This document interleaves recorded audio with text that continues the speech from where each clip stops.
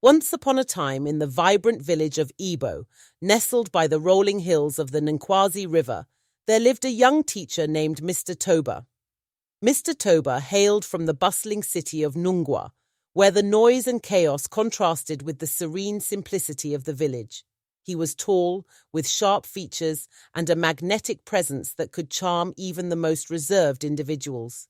His smooth talk and sincere smile made him a favorite wherever he went.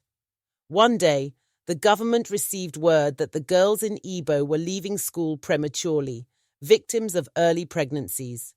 Desperate for a solution, they sent Mr. Toba to the village, hoping he could curb the problem. The news spread quickly. "Mr. Toba is coming to save our daughters," the villagers whispered, their excitement palpable.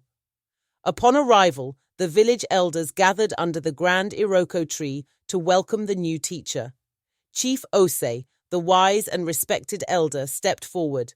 "Mr. Toba," he said, his voice like a deep drumbeat, "our daughters are like delicate flowers caught in a storm, and we trust you to shield them from harm." Mr. Toba nodded solemnly. "I am here to protect them," he assured them.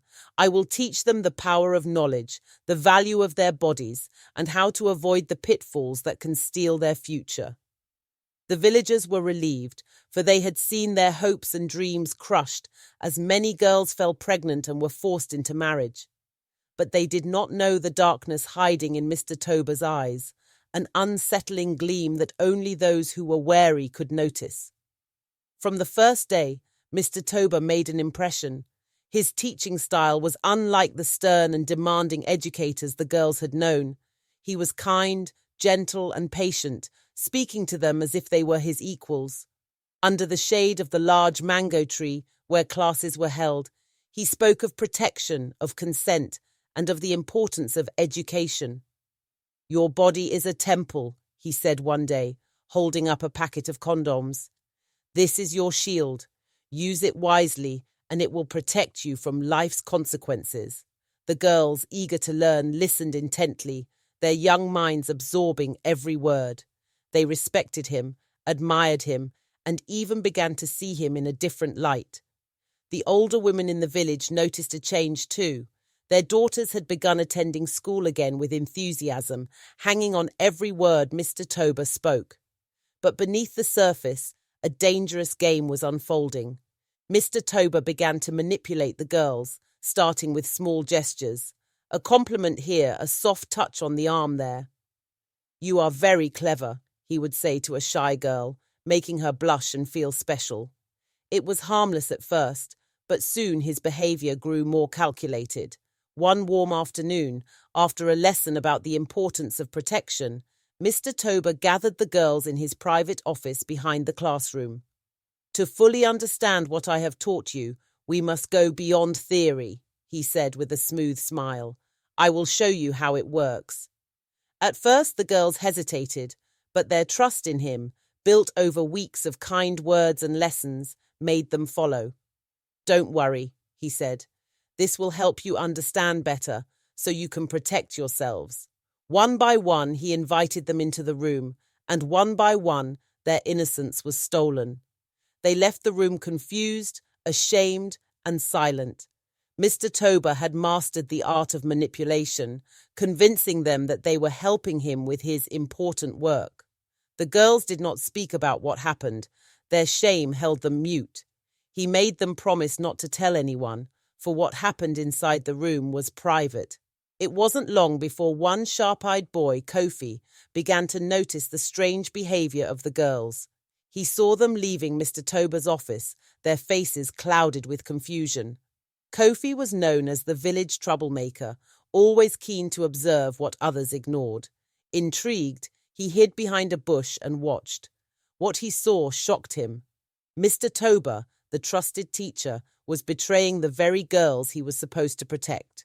But Kofi didn't shout or expose Mr. Toba immediately. Instead, he waited. He had his own plans. Later that evening, as Mr. Toba walked home, Kofi stepped out from the shadows, blocking his path.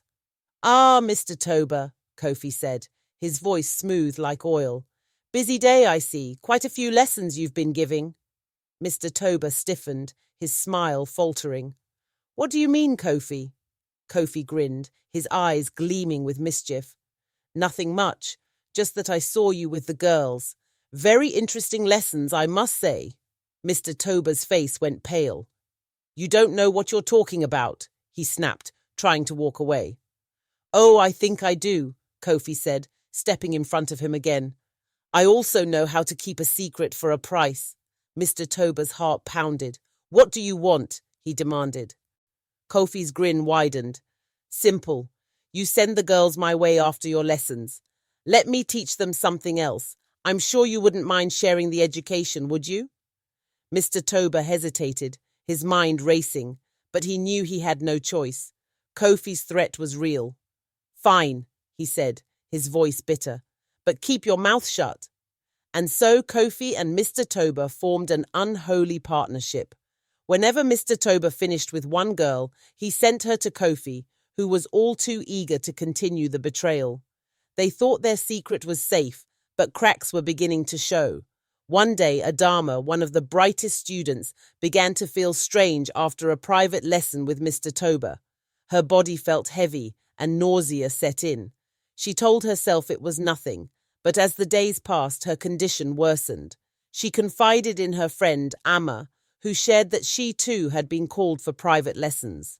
The truth began to spread among the girls. They all began to share their stories. He called me too, one said.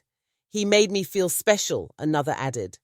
The girls' fear and shame kept them quiet, but the truth could not stay hidden forever. One evening, Adama's mother, concerned by her daughter's constant sickness, began to ask questions. Slowly, other mothers noticed the same signs: pale faces, missed periods, and a change in behavior. Whispers of something sinister spread through the village, reaching the ears of the elders. Chief Osei called for a meeting under the Iroko tree, summoning the girls and their mothers to speak. What is going on? The chief demanded, his voice like thunder. Why have you been hiding from us? The girls were silent at first, but as the pressure mounted, Adama broke down and told the truth. Mr. Toba, she sobbed. He called us for private lessons, and then She couldn't finish. One by one, the other girls spoke, each confirming what had happened. The villagers were furious. Mr. Toba has betrayed us, shouted one elder. He will face justice. The parents, burning with rage, marched to Mr. Toba's home, torches in hand. But Kofi, having overheard their plan, raced to warn Mr. Toba. He found the teacher frantically packing, ready to flee. They know, Kofi gasped. The parents are coming. We need to go now. But it was too late. The villagers had anticipated their flight. The village guards were waiting by the boundary, blocking their escape. Mr. Toba and Kofi were caught and brought back to the village square, where the entire community had gathered, their eyes filled with fury. Chief Osei stepped forward, his voice filled with authority. You thought you could escape the consequences, he said, but there is no running from justice. The punishment was swift. The villagers whipped Mr. Toba and Kofi, their screams filling the night air. When the beating ended, the chief turned to them. You will stay here in this village and take responsibility for the harm you have caused. You will serve this community and answer to the families whose trust you've broken. The villagers cheered, their justice delivered. In the days that followed, the village healed. The girls, though scarred, found strength in their families.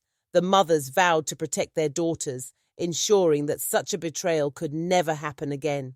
The elders instituted strict safeguards, making sure no teacher would ever again have such unchecked power. And Mr. Toba, once a charming and respected teacher, was now a warning to all, his name forever associated with deceit and betrayal.